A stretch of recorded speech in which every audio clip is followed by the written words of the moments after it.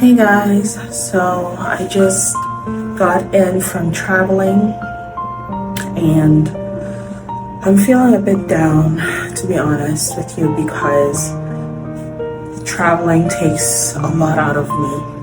Just being alive takes a lot out of me, but just traveling takes a lot out of me.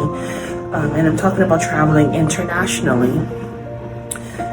Anywho, I'll be talking a little bit more about just the process and what I go through as someone dealing with MS and the physical limitations that I have.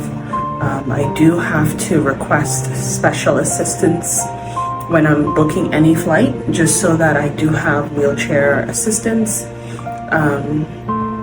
because I have a prolapsed disc, I have chronic fatigue, I have muscle soreness and aches, and sometimes my balance isn't the best. So, one day in the morning I could be okay, and in a few hours or even 30 minutes I need my cane, So anyways, let me keep it short. So story time, I probably will do a series or something, but I'm feeling a bit down right now just because sometimes I'm in situations where I'm reminded of my challenges. I'm reminded of what I have to go through, and I think I'm at a place where I've accepted it, but it doesn't make it easier.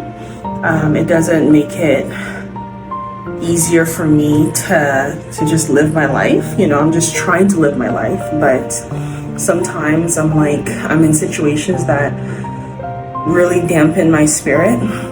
And so, long story short, I've been in situations, or just earlier this morning, and when I arrived, you can clearly see that I have a cane. You can clearly see I'm not walking well and I need support. You can see I'm in pain.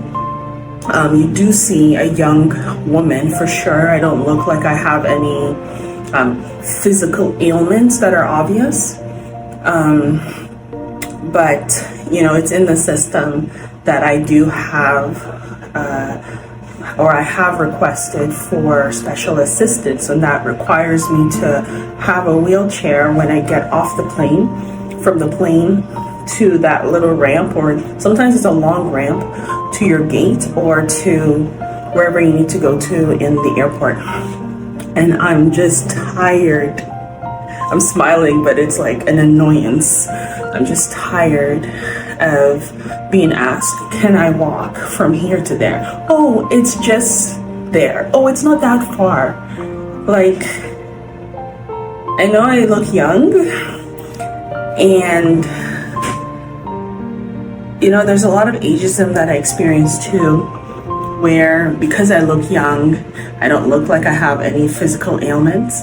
So there's an assumption that, I can just walk easily, and I'm not talking about the ignorant people who just don't know. I'm talking about people where this is your job. You are hired to, assist anyone who requests this service. That is all you do.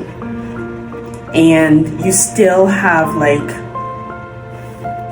I don't think ignorance should be questioned here anymore. You still have the nerve to ask somebody who's limping, someone who you can tell, or someone who has a cane, can you walk from here to there? Oh, it's not that far. And I have to stand my ground. And I have witnessed people who are even older. You can clearly see they're in pain, and they have been asked, can you walk just there? It's not that far. Are you kidding me? If we could walk that far, why would you request this service? Look, it just reminds me of my struggles. It's already difficult to reconcile this new reality with my old self, which is being an athlete. I don't need nobody to help me. I don't need anyone to help me. In the past, I'm an athlete, I'm strong, but now I'm so vulnerable. I can't even walk long distances. That's, I think I'm venting honestly, but I'm just tired. I'm tired. So I feel like my spirit has been dampened because It takes a lot out of me emotionally to travel because I know I can deal with these things.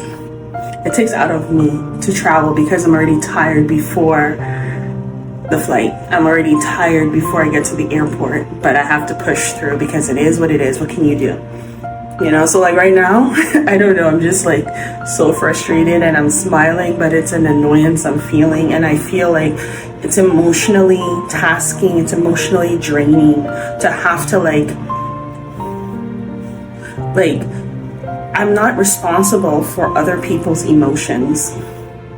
And I have to like regulate or kind of allow myself to get to this place where I'm just like neutral and then eventually work my way up to improve my mood. But right now I feel really sad and annoyed.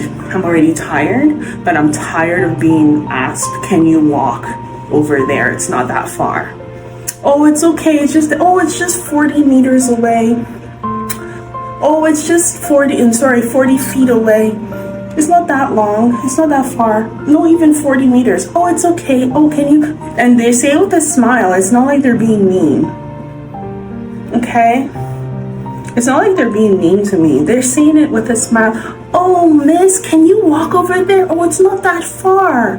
No. Your smile in your genuity or your sincerity and how you're saying it is BS. So, you know, starting this new initiative, building and navigating, is going to speak on these things. Because in addition to my challenges, in addition to grieving the previous version of myself or previous versions of myself, I also have to deal with this nonsense. And it's emotionally tasking and emotionally draining. So I definitely want to create a safe space where we can share these stories, but also be in rooms where we're having these types of discussions, because I want to have an impact on policymakers and decision makers. You know, airports need to have training. Like, people who are trained or employed for special assistance, they need more training. I know they're trying, but to be honest, they need more training to be inclusive and accessible. Like, I have so much to say, so I'm just gonna stop right here because I'm tired. But, you know, guys, this is what people who have any chronic illness have to deal with when they're traveling. It's like, I don't like traveling. It's taken a lot out of me just to get out of the house. So to travel, no one can say don't have anxiety. It's not about having a fear of something that might happen. It's about, for me, it's more like, I know these things happen. It's a lived experience. It's my experience. It's going to happen. It's not like, oh, it's something that might happen. It always happens, and I brace myself for it. And you know what? Sometimes, like, I'm very quiet person. I don't like to talk. And I know how to stand up for myself and advocate for myself, but it's so draining and it's so irritating. And sometimes I don't even say what I want to say because I'm vulnerable. And I don't want someone to screw me over. I don't want anyone to leave me. I have been left in airports in a wheelchair and no one came for me. Because I always travel with my family, but they cannot always be with me because we're more than one. They can only allow one person, and even that is limited because sometimes you're going from different gates to another. So there's a whole system, there's a whole process for that. So my family cannot always accompany me, and I've been left there.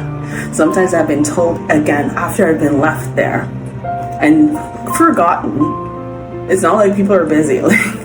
They have forgotten about me, and I'm just there in the wheelchair, just waiting.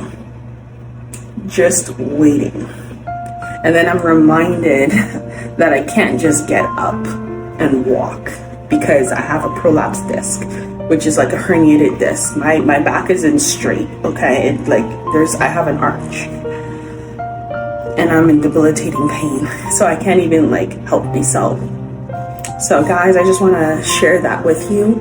This is me being open. This is me being raw. And these are the things that people go through. Whether you have a chronic illness or not, anyone who has accessibility or requires accessibility needs goes through this. And it doesn't help that I'm young. Then there's ageism. And it doesn't help that I'm a person of color.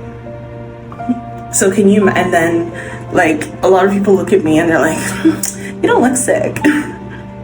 Oh, you look like you're okay. Oh, I'm so sorry. Then I get the pity face. I'm not talking about sincere people. I'm talking about people who like, then I get the stares from like older people. Like, why is she like sitting here in assistance place? This is for people who need it. Not knowing that I have a war going on inside of me. So anyways, I think I'm done with this rant, but yeah, so I'm tired, as you can see. I'm exhausted, so now I have to like regulate myself. I'm not okay. Like I'm not okay.